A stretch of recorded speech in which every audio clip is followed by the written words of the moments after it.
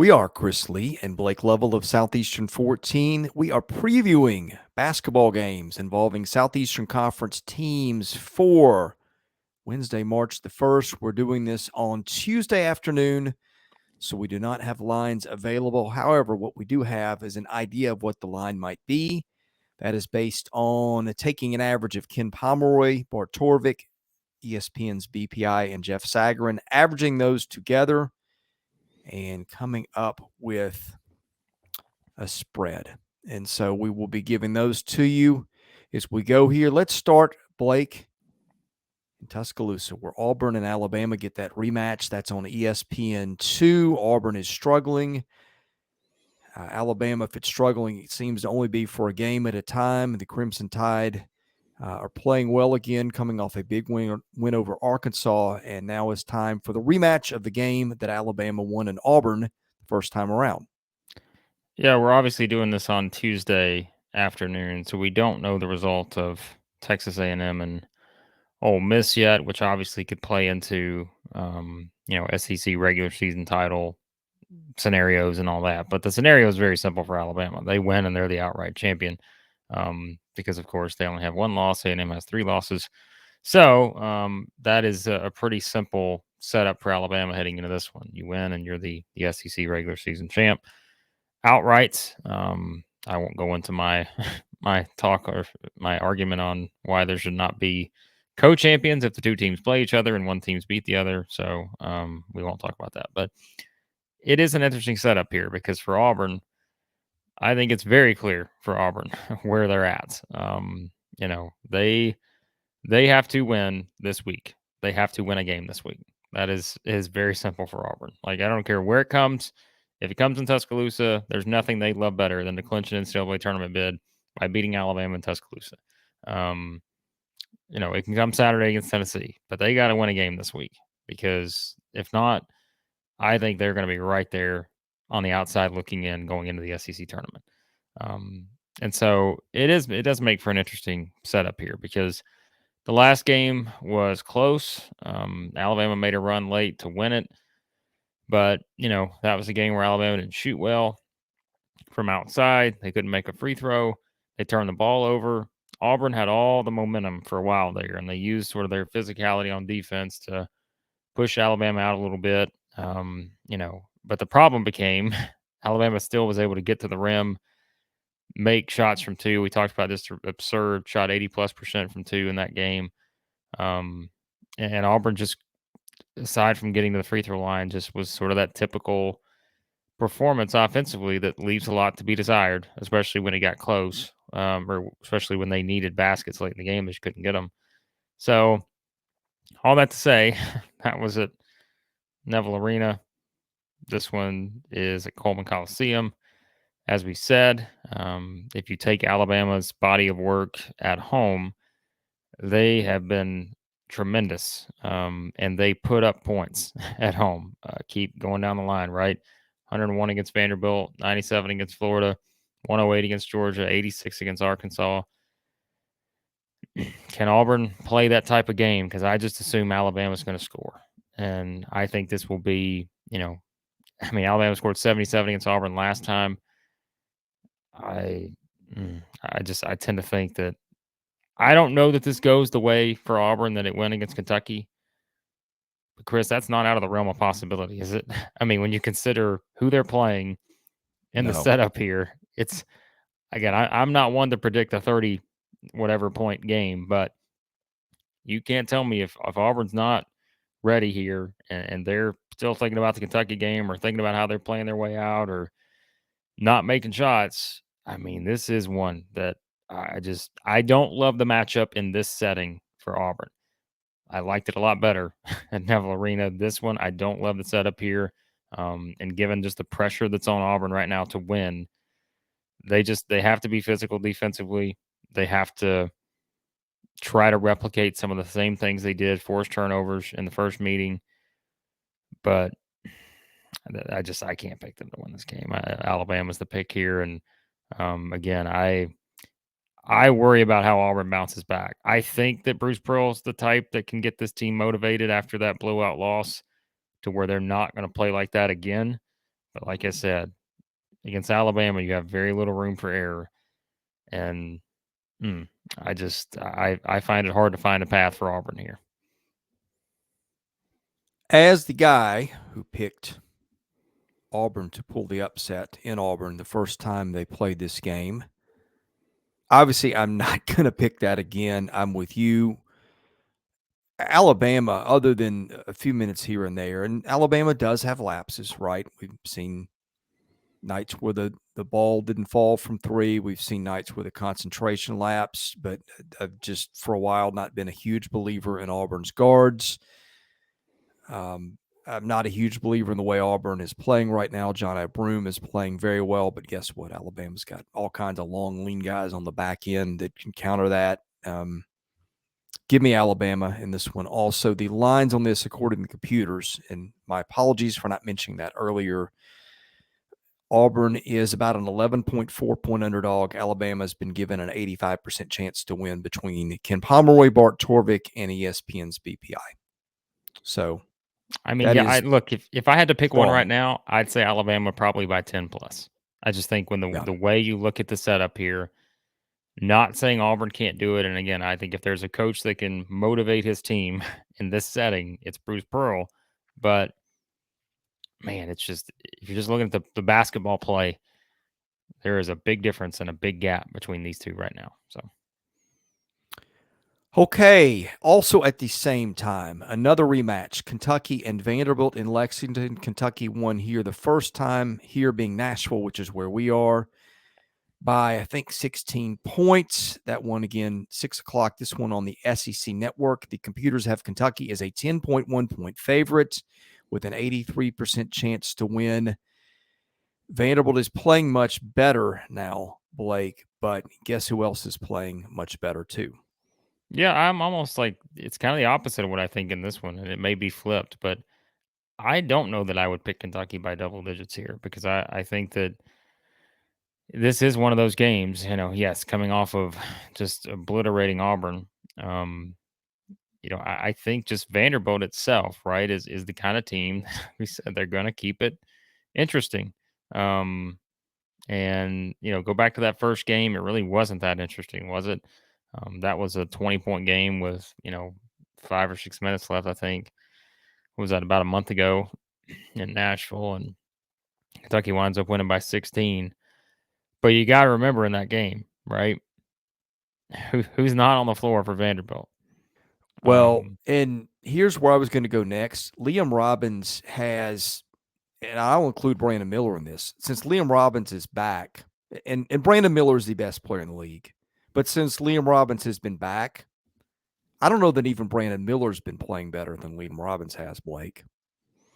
Well, I mean, like I said, I think you can make the argument that Robbins could be the third best player in the league behind Miller and Sheboy. Um, I don't I don't think that's going way out there. I think it's absolutely a possibility if you just look at the production. So I think you have to keep that in mind. There's not a lot of comparisons I think you can make to the previous matchup here because Sheboy by no means had a 28 and 20 type game. It was 15 and 13, but like for him, it feels like an off game. But now that Robbins is back, it does add another dynamic that Vanderbilt did not have in that game. And also you look at like there are a lot of guys that are producing now that weren't necessarily producing much back in that kind of scenario. And it's a different Vanderbilt team. Let's remember, this is a team that's gotten hot at the right time. And really, again, barring a loss at LSU, they're probably in the NCAA tournament conversation right now. But so I do think this will be close. And what do you consider close? I mean, I would certainly expect it's going to be closer than the Auburn game was. But I do think Vanderbilt can do some things with Robbins on the floor, and you just kind of expect that from them now. The LSU game was kind of been the outlier over the past month. You just expect them to play, you know, make shots, play some good defense, which is better than, the overall statistics may show on the season. But then again, it goes back to what you said at the start. Yeah. I mean, I pretty much have said I'm all the way back in on Kentucky now. And I think it's just seeing how they're playing, figuring out the lineup that works, the rotation that works, their starting five we talked about. They are just clicking at this point. And they could do to Auburn. They could do that same thing to a lot of other teams in the SEC, and Vanderbilt may be one of them if Vanderbilt's not hitting shots or if Robbins gets in foul trouble. So I think that's something to certainly consider. But yeah, I'm going to pick Kentucky. Like we said, for Vanderbilt, the situation is they really need to win out and maybe win the SEC tournament, get to the championship to even get back in that conversation after the LSU loss. But I just think Kentucky is in a very good spot right now, and you see how much better they're playing offensively. The defense is starting to pick it back up a little bit, and combine those things together. I just think, yeah, Kentucky is clearly the pick here, but I'm very fascinated to see what Robbins does against this Kentucky team with Sheway on the other side, because we didn't get to see that the first time around, and obviously he can make a big difference here to perhaps give Vanderbilt a chance. Was trying to let the Oreo mutes down a little longer, but it Oreo just is calling the dogs. Oreo has the strong hogs. opinions on this game, and let me tell you what they are. Kentucky's got too much athleticism on the perimeter for Vanderbilt. Ezra Mannion has been playing well too, but I just think that's going to be the difference, is probably being able to take the ball to the rack. Now, that's where Robbins lurks with some stops, but Vanderbilt sort of hangs by a thread on this one, where I think if Robbins can block some shots and do some things, then, hey, maybe this one goes down to the wire. Wouldn't be the first time. Vanderbilt seems to have played Kentucky well in Lexington. Yep. However, Robbins does tend to get in foul trouble, and you get a couple of early whistles against you, and boy, the dogs will start howling. Boy, they will. No, that's it. I mean, it's just I think it's in relation to where Kentucky is right this second. It's going to take a pretty stellar performance, I think, for Vanderbilt to win this game. And again, the difference to me is Kentucky. Obviously, they're playing better offensively, but remember, we said they were slipping a lot on the defensive side of the floor. Now they're not. Last two games they gave up 54 points to Tennessee, 54 points to Auburn. Now those are two teams that, as we've said, have had their offensive issues, but they're picking it back up on the defensive end, I think. And I think if you're John Calipari, you'd be disappointed if a similar trend doesn't continue here. Again, just based on what you're capable of. So yeah, Kentucky's the pick, and I'm more curious to see just how Vanderbilt looks in this game, honestly, because I think with Robbins, they always have a shot just because of how impactful he's been. So, well, hey, we got my dog quiet, so nothing's impossible. Mm. Okay, moving on. Speaking of animals, we got tigers, Blake. We got lots of tigers. They play in both Columbia and Baton Rouge. These tigers will be doing battle in Baton Rouge, where LSU, in a game that tips off at 8 Central on the SEC Network, is about a 3.6 point underdog to Missouri. LSU with a 36% chance of winning, according to the computers. LSU has lost all but one game this calendar year, but LSU also is not a pushover, as Vanderbilt found out a week ago when it visited Baton Rouge. Missouri, now, on the other hand, has been erratic on the road. But part of erratic means there's an upside there, too, as Tennessee found out a couple of weeks ago when Missouri came in and won that one at the buzzer. Missouri always makes me nervous a little bit in these spots because of road games and just the defense, which has never been there. But I just think Missouri's got enough at stake where I think they'll pull this one out. I'll be honest, you go throughout an SEC season, there are just some games you forget were ever played. I completely blanked on the fact that these two teams played a month ago. And you could ask me. So did I. You could ask me 10 times, and I probably would have said no 7 times. I just don't remember. There's so many games at this point. I'm like, I forgot they played. But if you go back and look at it, they played on February the 1st. And yeah, I think it was kind of one of those games where Missouri took hold for a while. LSU kind of made a late, I don't know if run's the right word, but to at least make it somewhat respectable at the end. But yeah, I just that was a big Kobe Brown game. When you consider Kobe Brown and KJ Williams, obviously that's an interesting matchup. But LSU's got they've got some size, right, with Williams and Derek Fountain and those kind of guys. I mean, look, if you're a Missouri fan, you know who I'm picking in this game, right? I mean, I don't have a choice, Chris. I don't. I'm sorry. If you're a Missouri fan watching this for the first time, you're gonna be like, What is this guy doing? Why is he picking LSU to beat Missouri?" But I don't have a choice. Like I'm contractually obligated to pick against Missouri at this point. So, You have to do what is in the best interest of your client, Dennis yeah, Gates, and picking I Dennis Gates to win here is not in the interest of your client. no, I need to, as I said, and why we kind of started this run here is, look, Missouri plays better, I think, when it has a chip on its shoulder and playing like it's the underdog in a sense. And so we're gonna try to use somehow we're gonna use that as Missouri is the underdog against the 2-14 LSU Tigers. Um, we're gonna do Where what do we we get can, Missouri graphics fans. handy? I just want to get that out Um, there before we end the show. trying to think if do we have any updated ones? Do we have any new ones this week? Oh, we Uh, do. You're right. I think Ms. True gave us one that we haven't put on the show yet. Let me see if I can find that. But yes, I mean, again, I'm picking LSU here because Missouri fans have told me that that's the route they would like me to go from now on. Because when I pick them to win games like this, they lose them. So I'm going to pick LSU here. But if you look at the preview here, like you said, the only thing that would worry me a little bit for Missouri is just the sporadic nature of rebounding, um, defending. I mean, look, the last time LSU played at home, they put up a season third highest point total of the season, right? They scored 84 against Vanderbilt. So maybe they found a little something at the PMAC there. Is it? It's not the PMAC anymore, is it? What is it? Have they changed the name of it? I don't no, remember. it's not. It's you've asked a great question. You should What have was given there me a was a heads big up on stir this. about that, wasn't it? Yeah, I think there's Um, a former women's player that I now don't remember. I don't know. It All should right. it's the Anyways, PMAC in our hearts I'm though. calling it the PMAC right By the now. way, So did you see that his scoring record and we're having an audio delay. Did you see that his scoring record might be broken? who's gonna I saw that. Who is it? There's a kid in the MAC somewhere, I think, or maybe the Horizon or the Summit. It's one of those. All right, I'll find it. Yeah. Anyways, let me find. Um,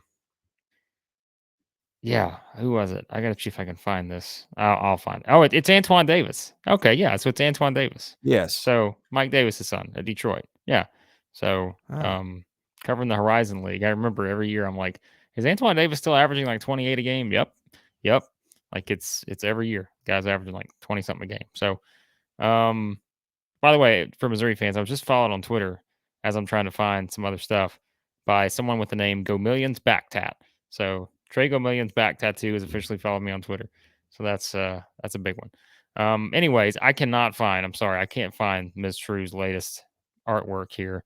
I'm But sure we're going to have an updated one after what will now be a Missouri victory in Baton Rouge. Now that you have applied the reverse jinx to your client, Dennis Gates. yeah, well, that's And by what the way, I I do. appreciate how you answer to the mob when it demands it. That's Well, yeah, that's that's nice of you. I try to be a man of the people. And so I'm gonna. There's a lot of good graphics here. There's one Brandon Who's your someone running else. mate for 2024? That's what I'd like to know. Am I on the Well, ticket or? no, Dennis Gates. He's sorry, Missouri Well, of fans. If course. we're running for office, he's joining me. But anyways, all that aside, I think this game, as I said, it's one that Missouri absolutely should win. And if they win this one, they're a lock for the tournament because, like I said, they can lose it. I think now they've given themselves a tiny bit of cushion to lose another game. Maybe it's this one, but I just think if we're talking scoring wise, right? LSU found some offense against Vanderbilt in their last home game. Missouri defensively still have some lapses, but they force more turnovers. And I think that's the difference for me. The ability to force turnovers, get easy offense. I just, that's the matchup itself. I have to pick LSU. I don't have a choice. But if you're just asking for the matchup, I think Missouri forcing a lot of turnovers, their ability to score in quick spurts, it's hard to trust LSU to do that consistently because really the only thing we've seen in SEC play of them doing that was their most recent home game against Vanderbilt. Everything else just kind of, as we say, their offense has not been great, as we know. So there you go. I'm still trying to It's find this running up graphic. today. Well, hold on. I finally found it. There's enough Oh, stalling great. there. I apologize. We did enough I was stalling. trying to give you, That was a yeah, tough a one. little heads up to stall. That was a tough one there. But all right, let me see here. I think this is Here it is. Okay. Ms. True is back. His artwork on display once again. All I've got to say is show me the money.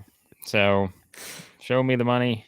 Jerry Maguire-esque. He says he's got something in the works here that's going to be Star Wars related for the next one. So I'm very curious to see what this one looks like. So a little sneak peek there at Ms. True's work. Follow him on Twitter at Mizzou. Looks like 0101. So there you go. Great handiwork, artwork as always. So there you have it. I like Dennis Gates with the zipper down look there. That was classy. That's what happens when you're on when you won 21 games in your first season as head coach at Missouri. So, all right, we'll be back to recap these games on Thursday morning. If you're watching this Tuesday or whenever, we will recap Tuesday night's games on Wednesday morning. We'll have more picks for Saturday. We'll have baseball. My goodness, Blake, we've got basically this weekend, we've got 21 different things to keep our eye on between 7 SEC basketball games and then 14 SEC series because we're not at the conference play yet. And somehow we're going to try to do that. 22, if you keep in mind that the SEC tournament bracket will be revealed on Saturday. So we got to keep tabs on that as well. So we got to do postseason awards too. And we got awards. We got all kinds of stuff before. Tournament starts. If you're watching this on Wednesday, the tournament starts in 1 week. 1 week.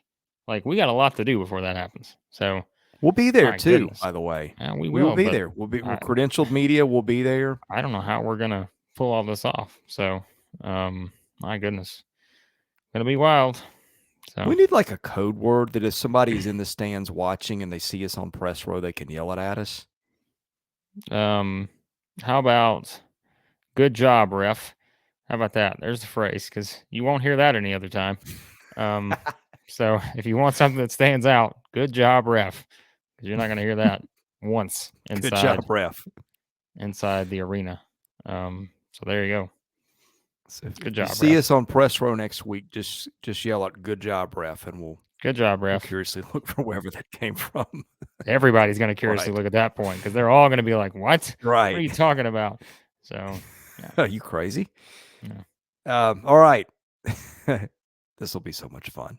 Can't wait for next week, man. Can't wait for the next couple weeks, Blake. I mean, this is what we live for. March Madness. March starts tomorrow. It's going to be madness, all right. Yeah, it'll be fun. We'll have fun with it. All right. He's Blake Lovell. I'm Chris Lee. Hit the subscribe button. It costs you nothing. That way you can watch all our content. Hit the like button. That helps us get noticed too. Thanks for watching us here at Southeastern 14. We'll see you again soon.